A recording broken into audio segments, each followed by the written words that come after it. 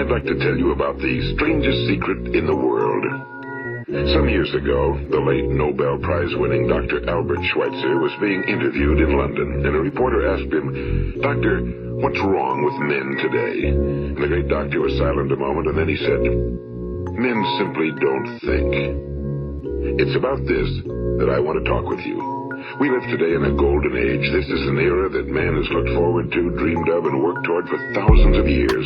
But since it's here, we pretty well take it for granted. We in America are particularly fortunate to live in the richest land that ever existed on the face of the earth, a land of abundant opportunity for everyone. But do you know what happens? Well, let's take 100 men who start even at the age of 25. Do you have any idea what will happen to those men by the time they're 65?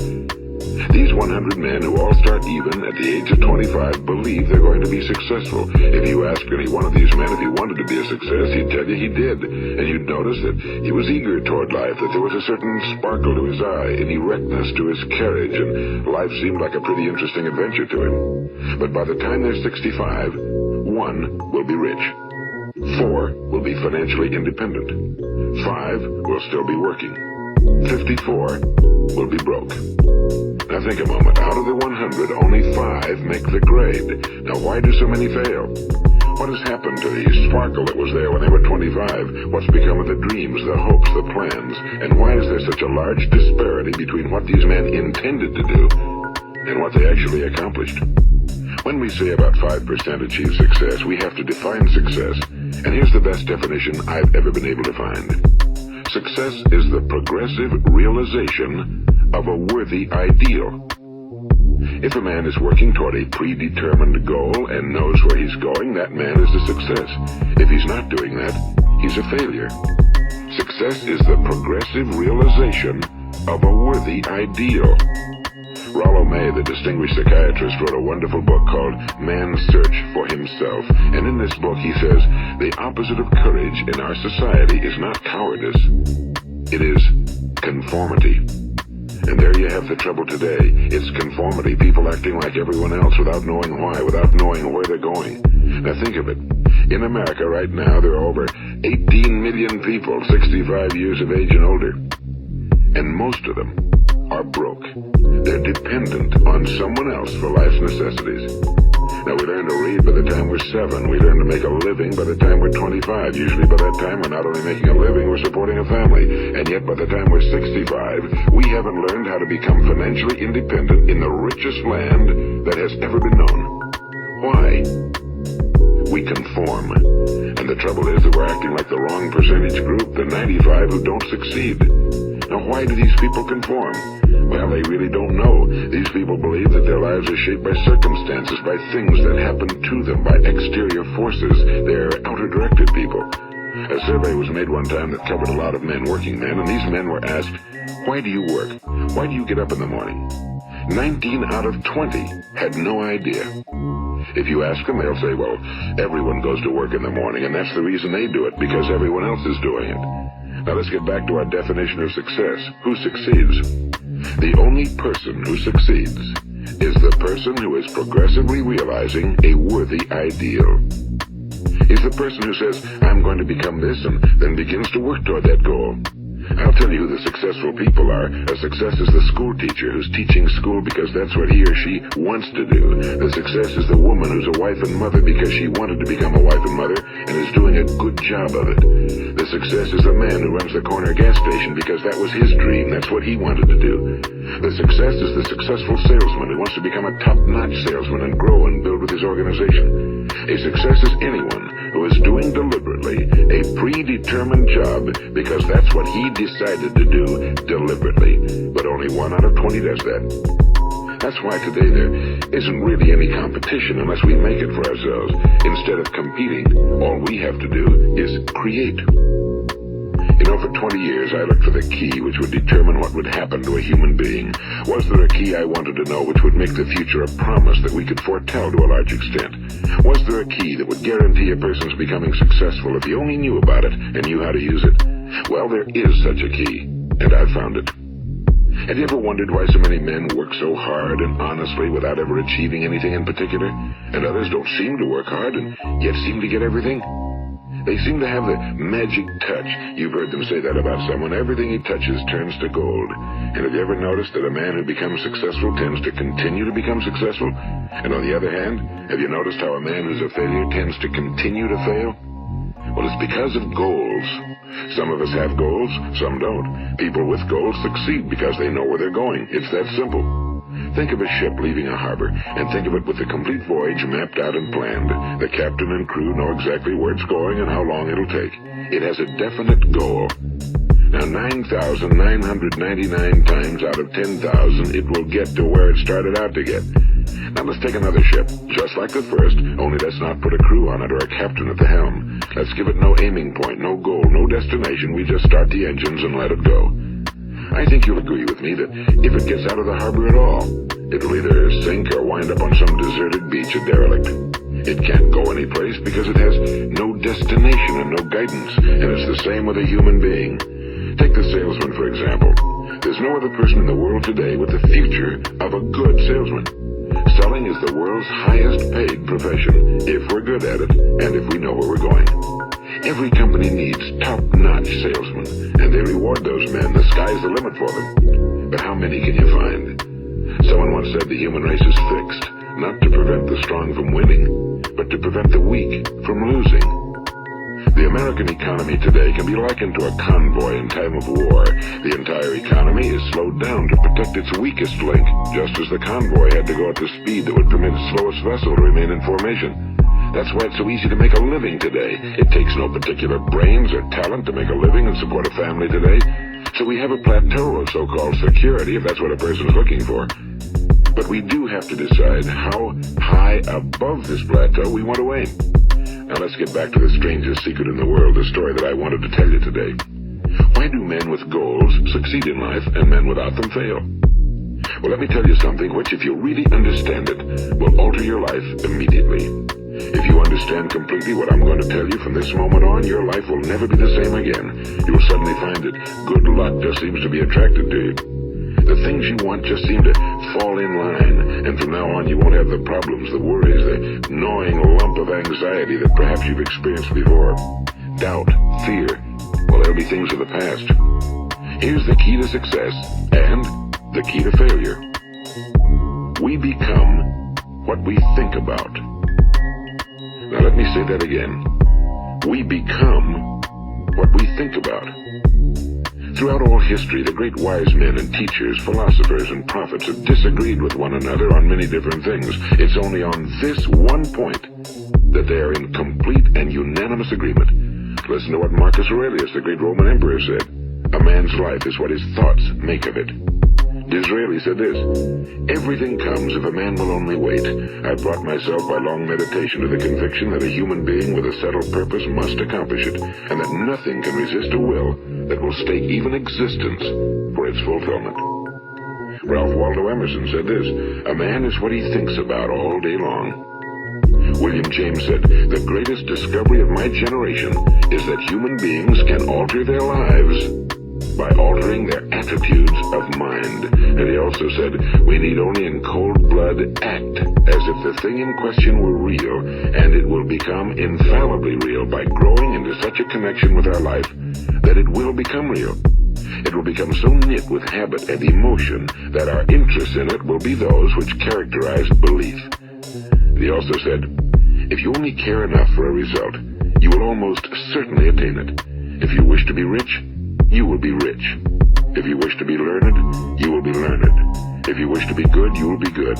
Only you must then really wish these things, and wish them exclusively, and not wish at the same time 100 other incompatible things just as strongly.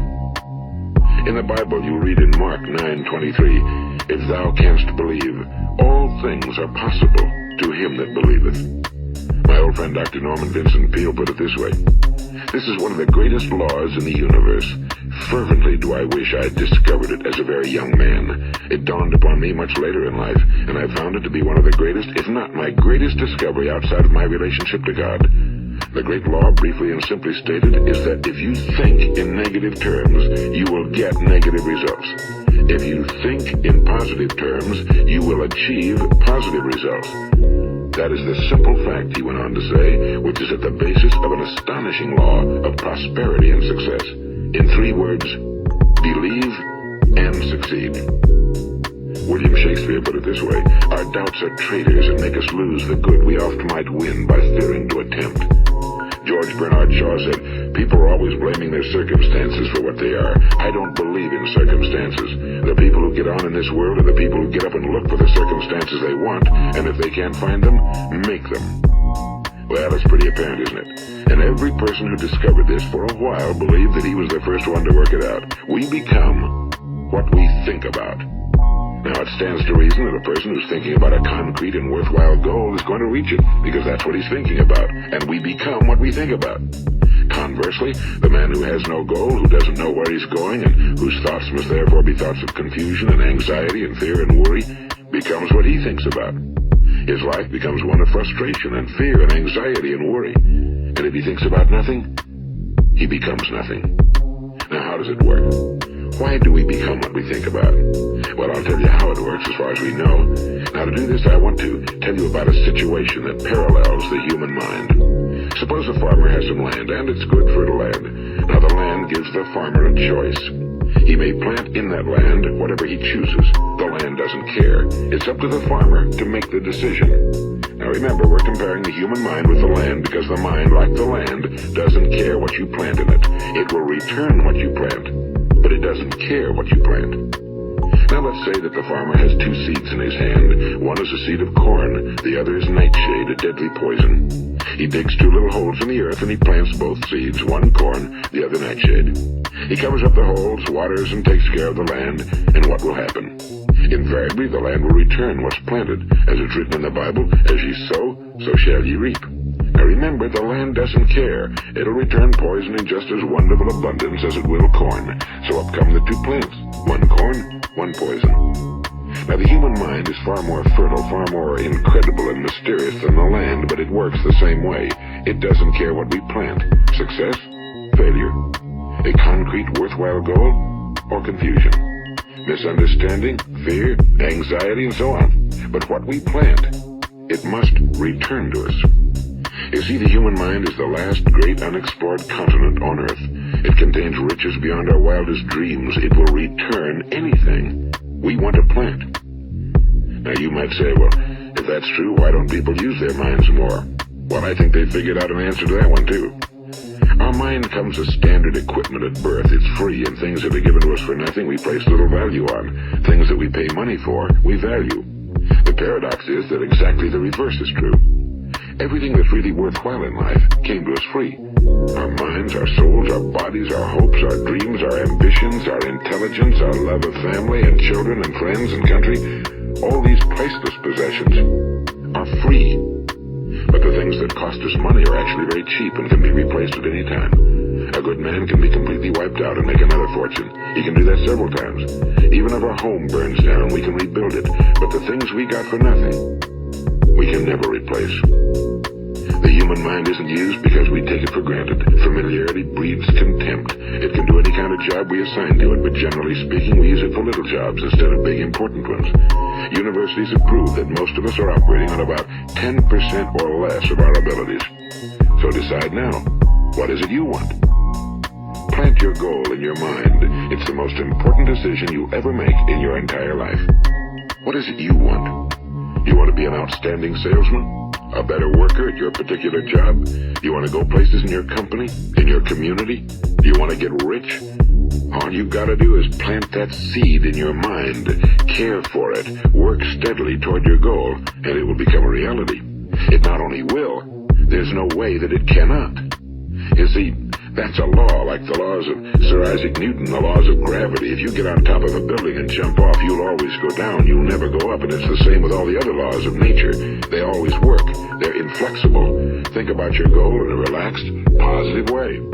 Picture yourself in your mind's eye as having already achieved this goal. See yourself doing the things you will be doing when you've reached your goal.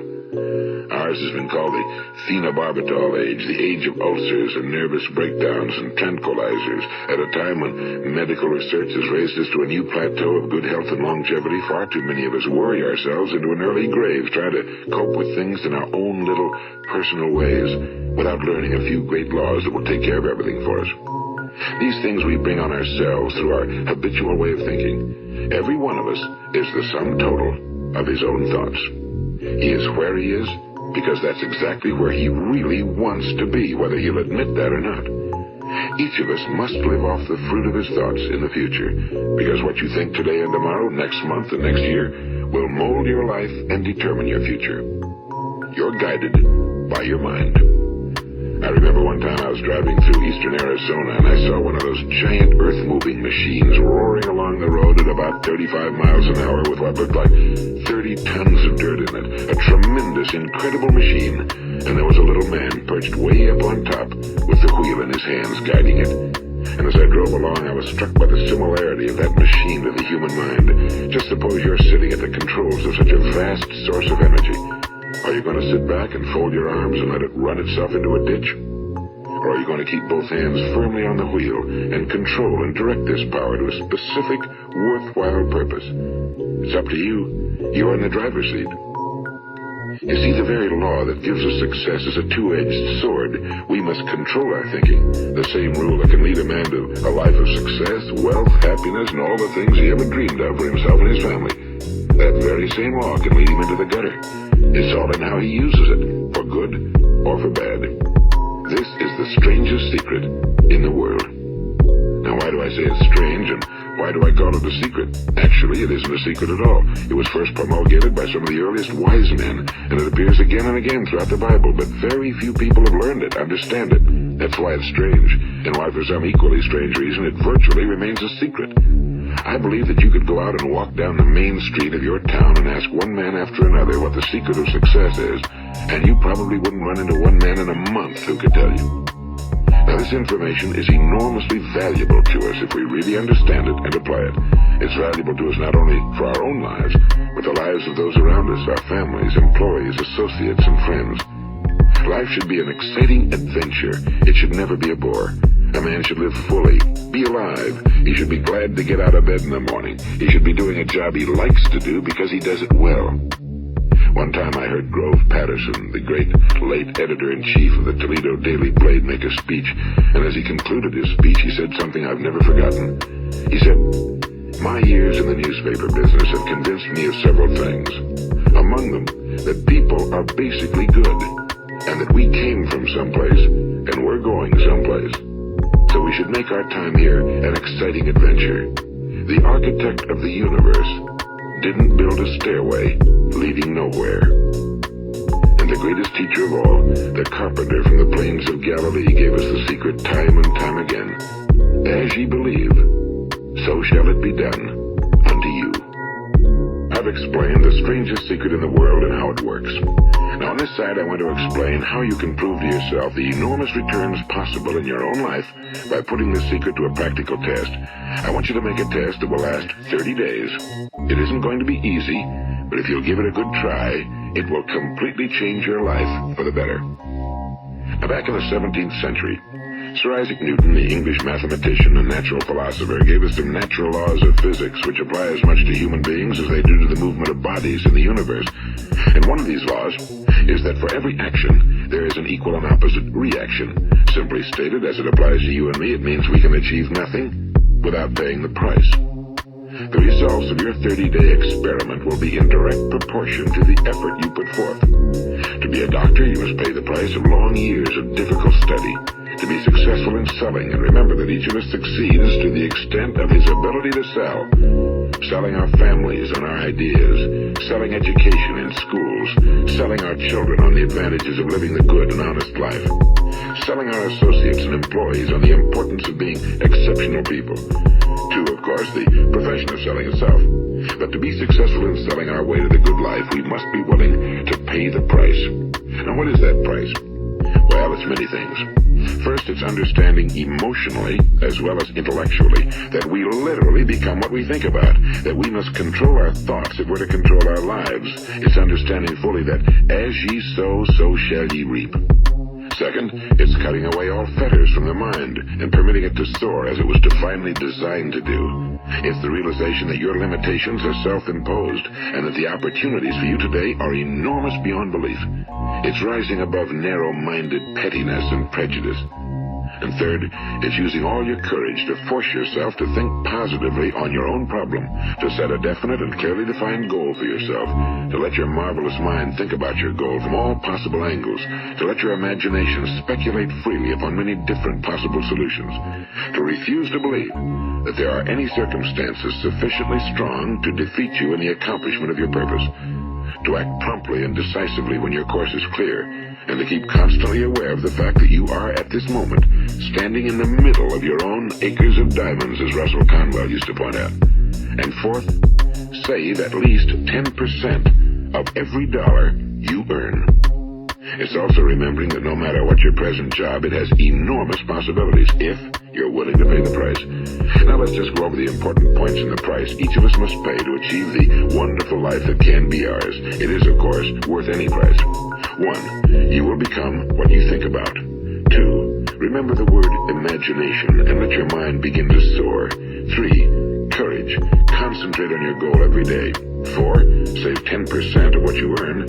And 5. Action. Ideas are worthless unless we act on them. Now, I'll try to outline the 30-day test I want you to make. Keep in mind that you have nothing to lose by making this test and everything you could possibly want to gain. There are two things that may be said of everyone. Each of us wants something, and each of us is afraid of something. I want you to write on a card what it is you want more than anything else. It may be more money. Perhaps you'd like to double your income or make a specific amount of money. It may be a beautiful home. It may be success at your job. It may be a particular position in life. It could be a more harmonious family. Each of us wants something. Now write down on your card specifically what it is you want. Make sure it's a single goal and clearly defined. You needn't show it to anyone, but carry it with you so that you can look at it several times a day. Think about it in a cheerful, relaxed, positive way each morning when you get up. And immediately you have something to work for, something to get out of bed for, something to live for. Look at it every chance you get during the day and just before going to bed at night. And as you look at it, remember that you must become what you think about, and since you're thinking about your goal, you realize that soon it will be yours. In fact, it's yours really the moment you write it down and begin to think about it. Look at the abundance all around you as you go about your daily business. You have as much right to this abundance as any other living creature. It's yours for the asking. Now we come to the difficult part. Difficult because it means the formation of what is probably a brand new habit, and new habits are not easily formed. Once formed, however, it will follow you for the rest of your life. Stop thinking about what it is you fear. Each time a fearful or negative thought comes into your consciousness, replace it with a mental picture of your positive and worthwhile goal. And there'll come times when you'll feel like giving up. It's easier for a human being to think negatively than positively. That's why only 5% are successful. You must begin now to place yourself in that group. For 30 days, you must take control of your mind. It will think about only what you permit it to think about. Each day for this 30-day test, do more than you have to do. In addition to maintaining a cheerful, positive outlook, give of yourself more than you've ever done before. Do this knowing that your returns in life must be in direct proportion to what you give. The moment you decide on a goal to work toward, you're immediately a successful person. You are then in that rare and successful category of people who know where they're going. Out of every 100 people, you belong to the top 5. Don't concern yourself too much with how you're going to achieve your goal. Leave that completely to a power greater than yourself. All you have to do is know where you're going. The answers will come to you of their own accord and at the right time. Remember these words from the Sermon on the Mount, and remember them well. Keep them constantly before you this month of your test. Ask, and it shall be given you. Seek, and ye shall find. Knock, and it shall be opened unto you. For every one that asketh receiveth, and he that seeketh findeth, and to him that knocketh it shall be opened. It's as marvelous and as simple as that. In fact, it's so simple that in our seemingly complicated world, it's difficult for an adult to understand that all he needs is a purpose and faith. For 30 days, do your very best. If you're a salesman, go at it as you've never done before, not in a hectic fashion, but with the calm, cheerful assurance that time well spent will give you the abundance in return you deserve and want. If you're a homemaker, devote your 30-day test to completely giving of yourself without thinking about receiving anything in return, and you'll be amazed at the difference it makes in your life. No matter what your job, do it as you've never done it before for 30 days. And if you've kept your goal before you every day, you'll wonder and marvel at this new life you've found. Dorothea Brand, the outstanding editor and writer, discovered it for herself and tells about it in her fine book, Wake Up and Live. Her entire philosophy is reduced to the words, act as though it were impossible to fail. She made her own test with sincerity and faith, and her entire life was changed to one of overwhelming success. Now, you make your test for 30 full days. Don't start your test until you've made up your mind to stick with it. You see, by being persistent, you're demonstrating faith. Persistence is simply another word for faith. If you didn't have faith, you'd never persist. If you should fail during your first 30 days, by that I mean suddenly find yourself overwhelmed by negative thoughts, you've got to start over again from that point and go 30 more days. Gradually, your new habit will form until you find yourself one of that wonderful minority to whom virtually nothing is impossible. And don't forget the card. It's vitally important as you begin this new way of living. On one side of the card, write your goal, whatever it may be. On the other side, write the words we've quoted from the Sermon on the Mount. Ask, and it shall be given you. Seek, and ye shall find. Knock, and it shall be opened unto you. Nothing great was ever accomplished without inspiration. See that during these crucial first 30 days, your own inspiration is kept at a peak. And above all, don't worry. Worry brings fear, and fear is crippling. The only thing that can cause you to worry during your test is trying to do it all yourself. Know that all you have to do is hold your goal before you. Everything else will take care of itself. Remember also to keep calm and cheerful. Don't let petty things annoy you and get you off course. Now, since making this test is difficult, some will say, why should I bother? Well, look at the alternative. No one wants to be a failure. No one really wants to be a mediocre individual. No one wants a life constantly filled with worry and fear and frustration. Therefore, remember that you must reap that which you sow. If you sow negative thoughts, your life will be filled with negative things. If you sow positive thoughts, your life will be cheerful, successful, and positive. Now, gradually, you'll have a tendency to forget what you've heard on this recording. Play it often. Keep reminding yourself of what you must do to form this new habit. Gather your whole family around at regular intervals and listen to what's been said here. You know, most men will tell you that they want to make money without understanding the law. The only people who make money work in a mint. The rest of us must earn money. This is what causes those who keep looking for something for nothing or a free ride to fail in life. The only way to earn money is by providing people with services or products which are needed and useful. We exchange our time and our product or service for the other man's money. Therefore, the law is that our financial return will be in direct proportion to our service. Now, success is not the result of making money. Making money is the result of success, and success is in direct proportion to our service. Most people have this law backwards. They believe that you're successful if you earn a lot of money. The truth is that you can only earn money after you're successful.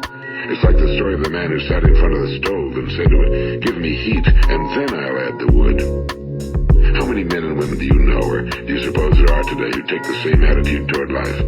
There are millions. We've got to put the fuel in before we can expect heat. Likewise, we've got to be of service first before we can expect money. Don't concern yourself with the money. Be of service, build, work, dream, create.